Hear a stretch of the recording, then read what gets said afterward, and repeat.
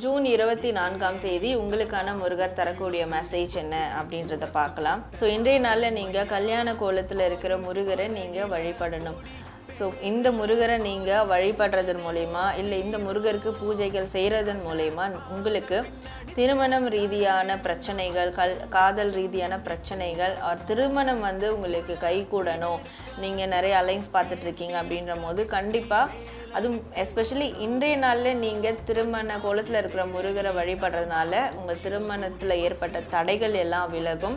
So அதற்கான ஒரு காரணங்களும் உங்களுக்கு தெரிய வரும். அதாவது உங்களுடைய காதல் வாழ்க்கை, திருமண வாழ்க்கையில் இருக்கக்கூடிய பிரச்சனைகளுக்கான காரணங்களும் உங்களுக்கு தெரிய வரும். அதற்கான சொல்யூஷன்ஸும் உங்களுக்கு தெரிய வரும்.